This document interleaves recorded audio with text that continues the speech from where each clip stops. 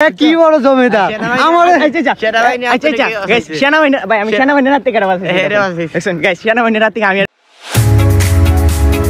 এখন বাজে অলমোস্ট সকাল 6টা। আমি রেডি হয়ে বাসা থেকে বের হয়ে গেছি। আজকে সকালটা আসলে অনেক সুন্দর ছিল, হালকা হালকা কুয়াশা, অন্যদিকে শাপলা বিল দেখার আনন্দ। সত্যি কথা বলতে আজকের দিনের শুরুটাই আমার জন্য অনেক সুন্দর ছিল। আর একটা বিষয় আমি আপনাদেরকে আগেই বলে রাখি, শাপলা বিল যেতে হলে আপনাদেরকে খুব সকালবেলা রওনা দিতে হবে, তাহলে শাপলা বিলের আসল সৌন্দর্যগুলো আপনার উপভোগ করতে পারবেন।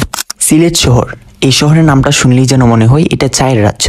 আসলে সিলেট শহরের মতো কোনো বিভাগ বা জেলার মধ্যে এইরকম চা বাগান নাই। সিলেট শহরের আশেপাশে বেশ কয়েকটি চা বাগান রয়েছে, যেমন লাক্কাতুলা, মালিচিরা, খাদিম, আলীবাহার।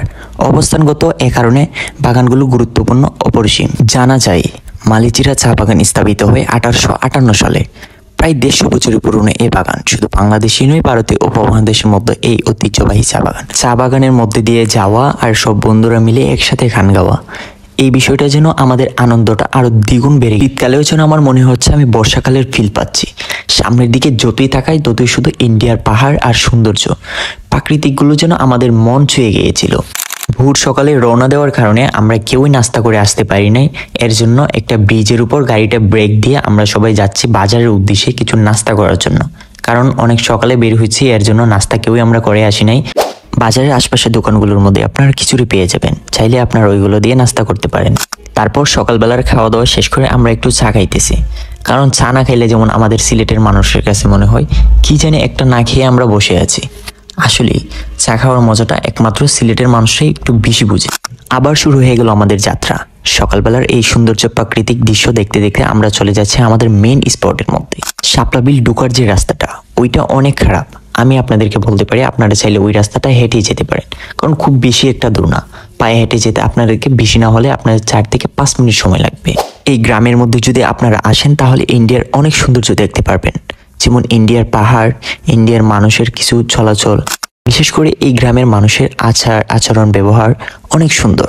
অবশেষে আমরা চলে আসলাম আমাদের মেইন স্পটে, আর আমি আজকে আপনাদেরকে দেখাবো এই শাপলা বিলের আসল সৌন্দর্যগুলো। গাইস, সকালবেলা খাইছি না, রাত 3টা বাজে ঘুম থেকে উঠছি শাপলা বিল দেখার জন্য, বুঝছেন না? এটা মিথ্যা কথা। এই সকাল 6টার সময় ঘুম থেকে উঠছি, নাস্তা করে।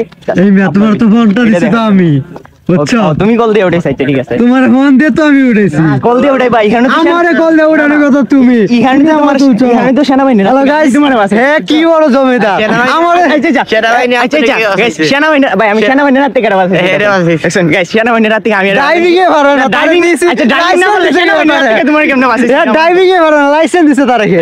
লাইসেন্স আমি না পারলাম, লাইসেন্স আর কে দিছে? না, আমি না পারলাম, তার তো ধর আমার। তারপর ছোট্ট একটা গাছের নিচে দাঁড়িয়ে একা একা পুরো শাপলা বিলের সৌন্দর্যগুলো উপভোগ করতেছি, আর বন্ধুকে বলতেছি এই ভিডিওটা ক্যামেরা বন্দি করে রাখ। কোনো একটা সময় ভিডিওটা ওপেন করে আমিও বলবো। একটা সময় ছিল আমরাও বন্ধু বান্ধব অনেক ঘোরাঘুরি করতাম। শাপলা বিলের সৌন্দর্য আরো ভালোভাবে উপভোগ করতে গেলে আপনাদেরকে এইখান থেকে নৌকা ভাড়া নিতে হবে। একটা নৌকার ভাড়া 450 টাকা করে রাখবে, এবং সেই নৌকার মধ্যে আপনারা মিনিমাম 8 জন মানুষ ব্যবহার করতে পারবেন। যদি 8 জনের বেশি হন তাহলে অবশ্যই 2টা নৌকা ভাড়া নিতে হবে। ডিবির হাওয়ার বা শাপলা লেক, এটি জৈন্তাপুর উপজেলায় অবস্থিত একটি হাওয়ার। এটি লাল শাপলা বিল নামেও বেশ পরিচিত। এখানে রয়েছে ডিবি বিল, ইয়াম বিল, হরফকাট বিল ও কেন্দ্রীয় বিল।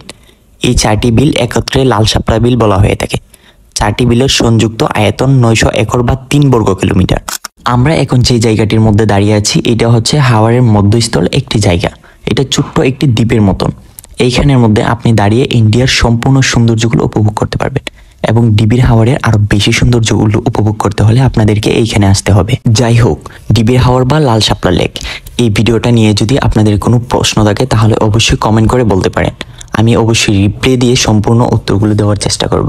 নেক্সট ব্লগটা দেখতে হলে এই ভিডিওটার মধ্যে 15টা লাইক অ্যান্ড 7টা কমেন্ট হলে আমি নেক্সট সুন্দর একটা ভিডিও নিয়ে আসবো। আর সিলেটের সবথেকে সুন্দর সুন্দর স্পটগুলো ঘুরে দেখতে হলে আমাদের ফেসবুক পেজটা ফলো করে ইউটিউব চ্যানেলটা সাবস্ক্রাইব করে আমাদের সাথে থাকুন। ধন্যবাদ সবাইকে।